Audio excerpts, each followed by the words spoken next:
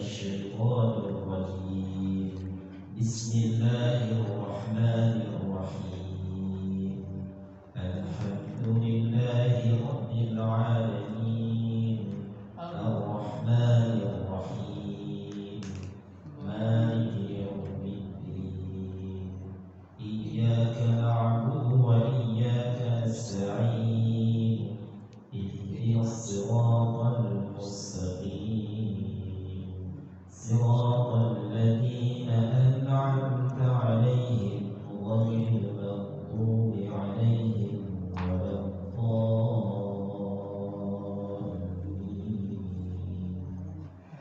آمين. Bismillahirrahmanirrahim. Alhamdulillah, pada kembali kesempatan di hari Sabat Ahad ini pada maghrib sampai Isya insyaallah kembali kita lanjutkan pembahasan ilmu tajwid di dalam rangka untuk mempraktekkan di dalam bacaan Al-Quran dan praktek di dalam rangka untuk tahsin Al-Quran, dan juga nanti kita pelajari sedikit demi sedikit pada metode tilawatinya insyaallah. Kita lanjut materi bukunya terlebih dahulu, teorinya masih di dalam bahasan makharijul huruf, bahwa makhraj terbagi menjadi 5. Yang pertama yang disebut dengan al-jauf, yang kedua disebut dengan makhraj al-halq, yang ketiga yang insyaallah masih kita bahas yaitu makhraj pada al-lisan ya. Yang keempat pada asyafatan atau asyafatain, dan yang kelima pada makhraj al-khayshum. Kita lanjut bahasan yang ketiga yaitu makhraj al-lisan, makhraj pada lidah, di mana ada 18 huruf menurut apa yang kita ikuti, yaitu dalam ikutan Imam Ibnul Jazari dan juga yang umum dipegang oleh para qari serta baik para ahli nahwu, bahwa makhraj huruf terbagi atas 17 makhraj. Di makhraj al-lisan adalah yang paling banyak, ini ada 10 makhraj dan keluar padanya 18 huruf. Kemarin sudah kita bahas, yaitu paling belakang daripada pangkal lidah aqsal lisan ma'ana fawqahu minal halaqil a'la. Paling belakang keluar huruf apa? Qaf ya. Selanjutnya yang kedua masih di belakang tapi depanan dikit dari makhraj qaf, kaf. Sesudah kita ke pangkal lidah, lanjut pada ke tengah lidah. Pertengahan lidah bertemu dengan langit-langit atas mulut ya, bukan langit-langit atas genteng, bukan. Mulut itu juga mulut kita ya, mulut orang gitu ya. Pertengahan lidah tersebut dimantapkan atau tidak menempel pada langit-langit atas. Wastul lisan wa ma yuhadi minal hanakil a'la. Pertengahan lidah dengan sesuatu yang berada di hadapannya. Artinya di hadapannya ini lidah, di hadapan lidah itu ke atas langit-langit mulut gitu. Dari pertengahan lidah ini keluar 3 huruf, yaitu jim, shin dan ya. Kalau disingkat apa kemarin? Jas saya gitu. Jas saya. Ini jas saya ini. Jas saya. Jas saya. Jim, shin dan ya. Bukan jas saya pakai shin, jas saya. Jas saya. Nah itu wasful lisan. Wasful lisan. Selanjutnya yang keempat kemarin juga sudah kita bahas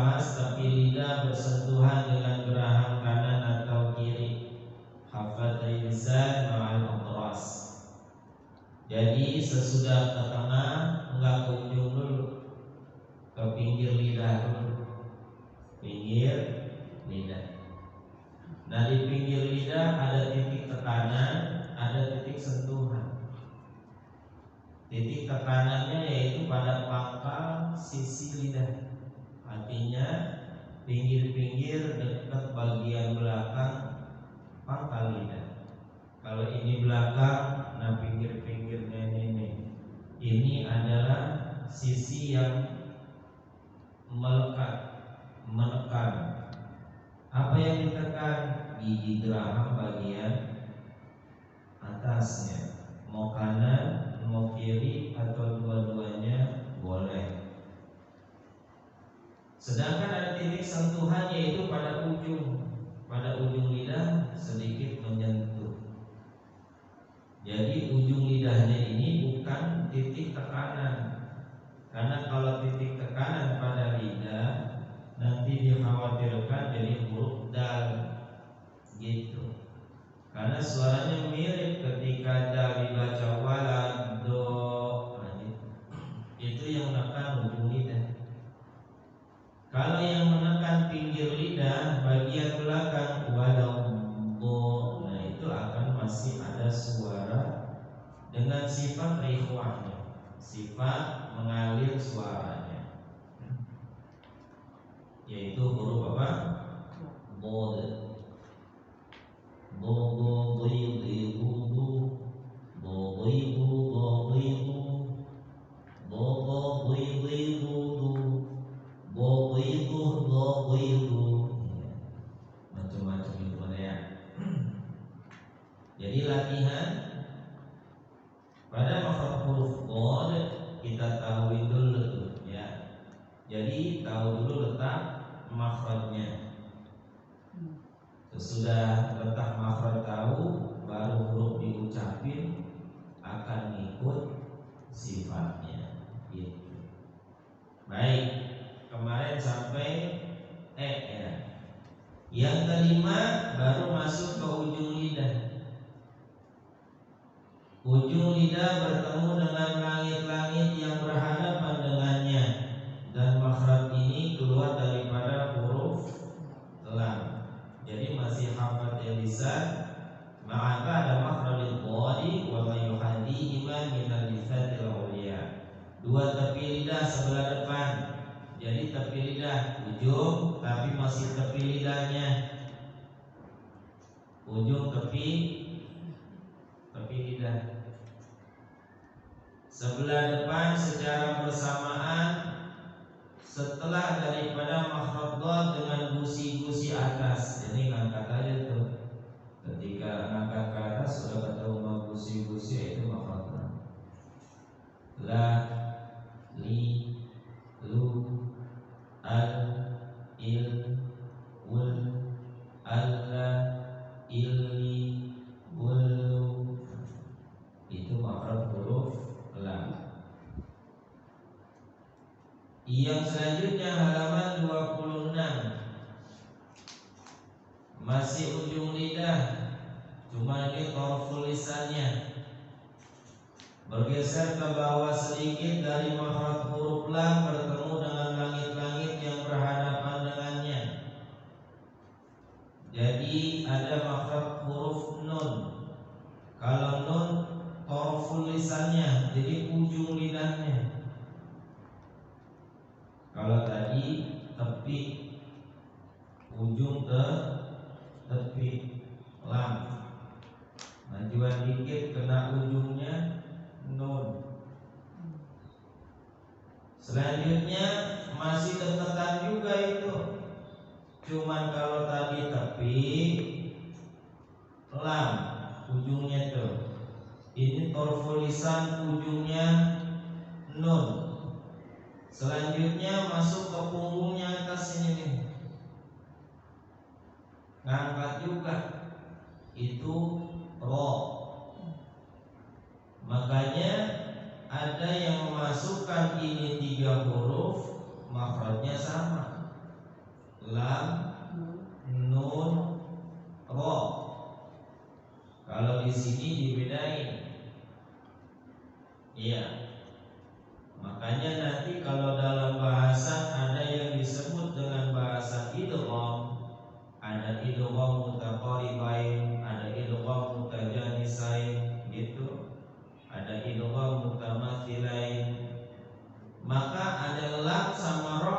itu akan menjadi beda pada sisi hukum idgham. Kalau yang mengatakan idgham yang mutaqaribain berarti makhrajnya berdekatan, enggak satu. Gitu. Lam beda, nun beda, ro beda, mendekat aja, namanya mutaqaribain. Tapi kalau yang menyatakan lam, nun sama ro itu sama makhrajnya, berarti idghamnya mutajanisain. Iya. Ya, daripada bingung yang demikian, yang penting mah baca cara berbeda saja dulu. Jadi yang benar yang mana? Mutaqaribain apa mutajanisain? Nah, tinggal kita ngikut yang mana gitu. Kalau kita mengikut antara lam, nun dan ro itu berbeda makhraj, hanya berdekatan, berarti hukum nantinya disebut bahasan pada idgham mutaqaribain. Ya. Makanya ketika kita akan mempelajari pada bab hukum idgham mutaqaribain, mutajanisain yang sama makhrajnya, misalkan beda sifatnya, berdekatan makhrajnya, lain sifatnya, kan bingung sifat apa? Ya, sifat binatang, sifat apa? Gitu. Kalau tidak mempelajari sifatul huruf nanti akan bingung. Ya. Nah, kalau sudah mempelajari, sudah ada gambaran, oh sifatnya yang berbeda antara misalkan lam sama ro gitu. Nanti insya Allah sesudah bahasan makhraj. Baik, sampai yang G berdekatan. Selanjutnya yang H, ujung lidah tarful lisan ma'a usulis tsanaya ulya. Ujung lidah bertemu dengan pangkal gigi seri atas. Huruf apa yang keluar? Hah? Ta, o, dal. Ya. Jadi 3 huruf itu sama. Sama apanya? Sama makhrajnya, sama tempatnya. Kalau sama tempatnya ngapain dijadiin 3 huruf, 1 huruf aja ngapa? Begitu. Hah? Enakan begitu kagak? Tapi kan ini beda huruf. Ta, ko, dan dal itu beda huruf, 3 huruf yang berbeda. Tapi kenapa makhrajnya sama? Lah kalau diucapin biar sama aja, tetap beda. Apa yang bikin beda? Sifatnya. Nanti ada yang menghembuskan udara, ada yang tul mantul, yang satu kagak. Ada yang satu sifatnya tebal, yang satu sifatnya tipis, begitu. Walaupun tempatnya sama, nanti ketika ucapannya beda. Kenapa? Masing-masing dengan sifatnya. Baik, jadi ujung lidah bertemu dengan pangkal gigi seri atas. Ini ibarat nih gigi nih, tumbuh awal gigi, ini pangkal. Ini ujung nih gigi atas. Huruf ta, to, dan dal itu nih ujung lidah ketemu sama ini nyentuh. Ta, o, dal, ta, o, da. Di situ-situ juga makhrajnya sama. Gitu. Makhrajnya sama. Ta ya di situ, to ya di situ, dal ya di situ. Baik, ujung lidah bertemu dengan pangkal tenggorokan paling bawah nih, pangkal lidah paling belakang. Kalau pangkal gigi berarti awal tumbuhnya pangkal namanya. Kalau kemarin namanya ujung. Paham kan? Paham. Jadi ujung lidah bertemu dengan pangkal gigi seri atas, keluar huruf apa? Hah? Ujung lidah nempel sama pangkal gigi seri atas, keluar huruf apa? Ta, o,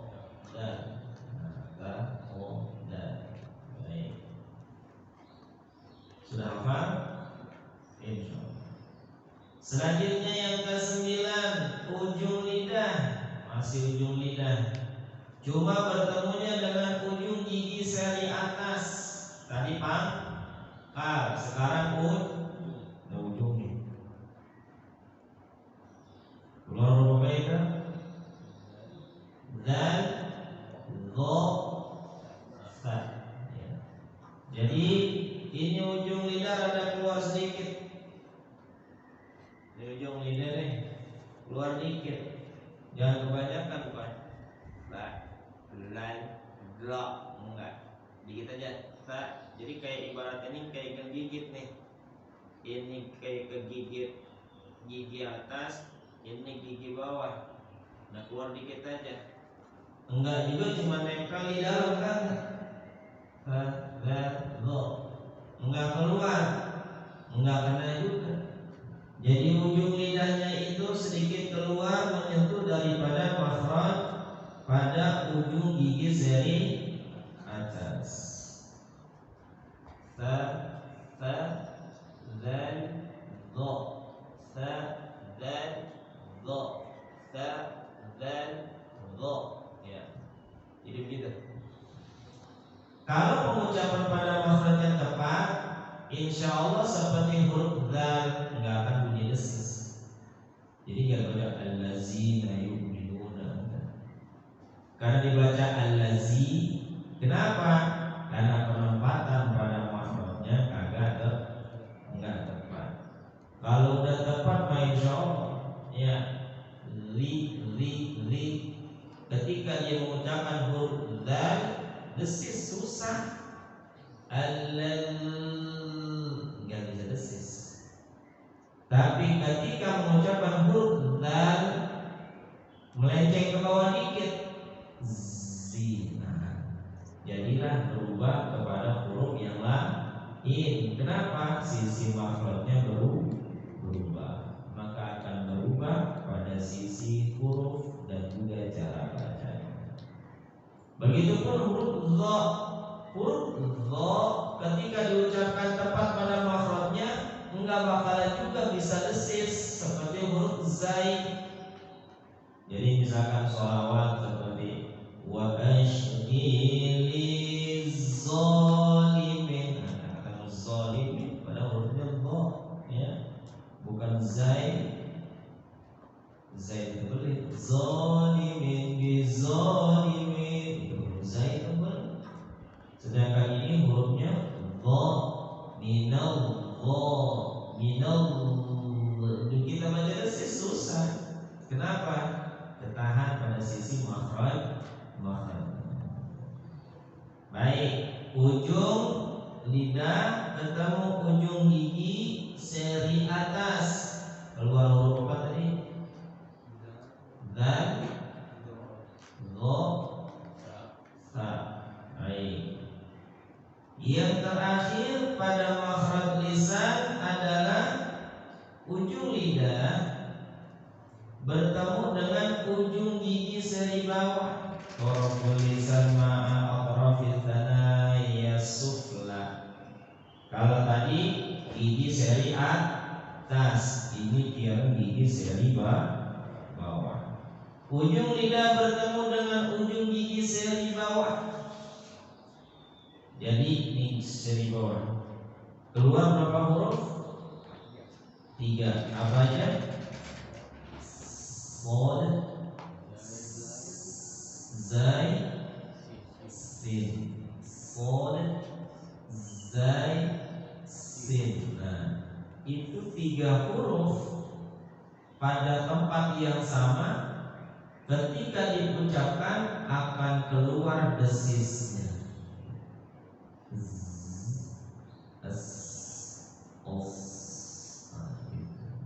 Itu 3 huruf. Shad, sin, zai. 3 huruf ini ketika diucapkan nanti akan keluar desisnya. Ketika belajar bagaimana mendapatkan desis biar ibarat tepat, menyatukan antara ujung gigi seri atas dengan gigi seri bawah. As, az, os,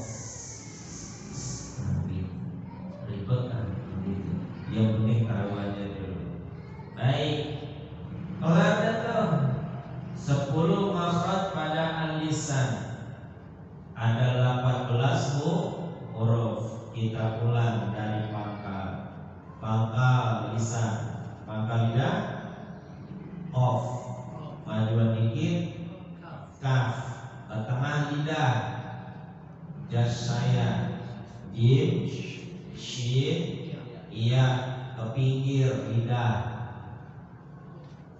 Hah? Bod, ya, pinggir lidah bagian pangkal ya, pangkal lidah dengan gigi geraham.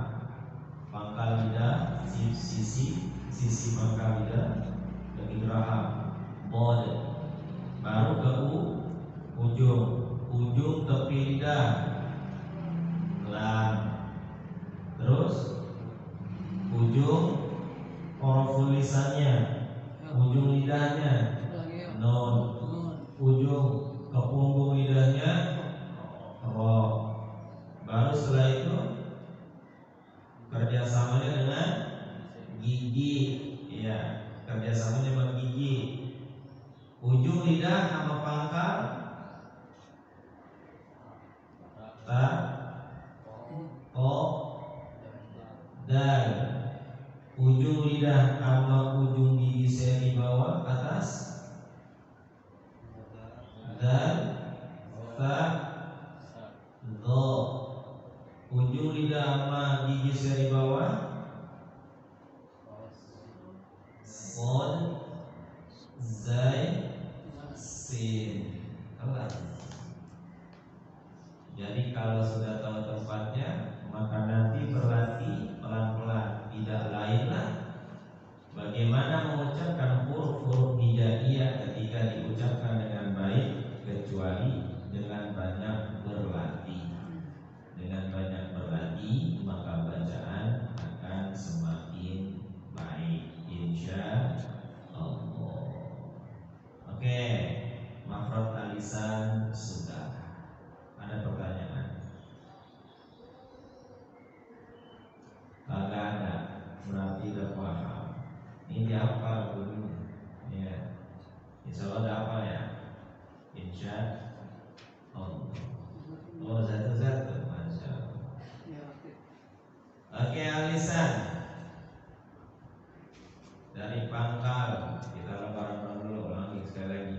Pangkal lisan, kof, depanan dikit, kaf, ke tengah lidah, terus jim, shin, jas saya.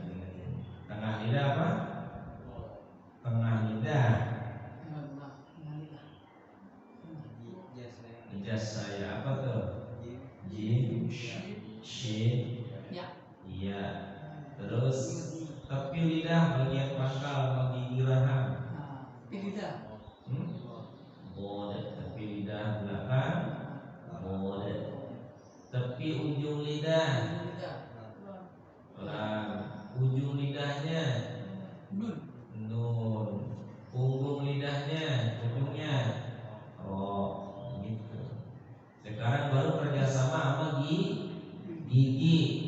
Ujung lidah sama pangkal gigi seri atas, tempat tumbuhnya gigi seri atas. Apanya? Ta, ko, dal. Ujung lidah sama gigi seri bawah, ujung gigi seri atas, ujung gigi seri atas. Hah? Dal, do, ta. Ujung lidah sama gigi bawah, gigi seri bawah. Bod, zai, sin. Sudah apa? Sudah dulu. Oke, satu. Ya, satu ya. Oh iya. Oh iya. Biar aktif. Biar ada suara yang keren, satu. Kencang. Dari ribuan. Kenapa nggak deh? Apa lupa? Lupa lagi. Lupa lagi. Kalau disebutin nanti. Nah. Iya. Sebenarnya bawa mandi. Ya. Hei, panggil. Siapa namanya? Namanya? Afnan. Apa proses hurufnya yang jelas? Iya, nggak apa-apa itu sambil latihan lu nyujuk nama kan. Afnan pakai F ya. Pakai fa. Ya. Fa. Cuman akhirnya P lagi. Sudah. Iya. Afnan. Afnan. Silakan Afnan. Mafrad pada alisan, pangkal lidah. Itu kenapa namanya baca? Qaf, depanan dikit masih pangkal lidah dari makhraj qaf. Kaf, ke tengah lidah. Ya, Jim, shin, ya. Tepi atau pinggir pangkal lidah. Bode, ya. Sebutin hurufnya dulu. Bode, ya. Biar apa namanya? Biar benar. Bode. Bode di mana makhrajnya? Bode. Tepi lidah bagaimana? Belakang, kerjasama dengan gigi geraham bawah ke atas, bagian atas. Terus masuk ke depan, tepi ujung lidah. Lam, ujung lidahnya taraful lisan. Nun, ke arah punggung lidahnya. Si punggung lidah, ujung punggung lidah. Lidahnya dong. Punggung ya, ke arah punggung lidahnya. Diulang tadi. Lam, nun, ro. Selanjutnya kerjasama sama gigi, ujung lidah sama pangkal gigi seri atas. Dan oke. Ujung lidah dengan ujung dua gigi seri atas. Dal, dal, dal. Kalau dal tadi kan ya atas nih dal, dal. Terus zo, jangan zo. Kalau zo tidak makhraj tuh. Zo. Terus ta, ta. Ya, langsung ta, dal, zo. Sama ta, dal, zo. Ulangi. Ta.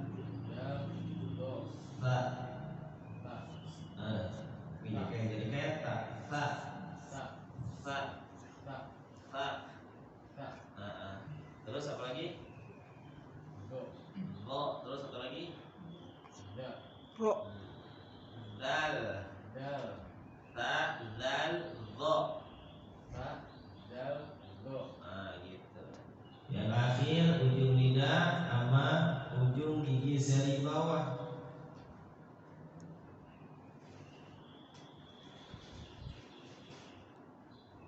Yang punya desis. Sod, desis itu. Sod. Terus zai, terus sin. Jadi sin, zai, sod, ya. Itu 3 huruf yang akan memiliki desis. Jadi sudah dipastikan ketika baca huruf zo nggak tepat, mesti desis. Zolimin, bizolimin, pasti pindah makhraj. Ya, kenapa? Nah, huruf zo punya sifat desis. Satu sisi makhrajnya yang pertama kurang tepat. Gitu. Kalau tepat pada sisi makhraj, insya Allah akan sulit mengucapkan zo itu dengan desis. Nggak bisa desis, susah. Dal, li, da, desis pasti pindah. Nah, pasti pindah ke bawah. Gitu, paham? Bagus. Lanjut setelah Adnan. Apa namanya? Adit, bikin absen kali ini.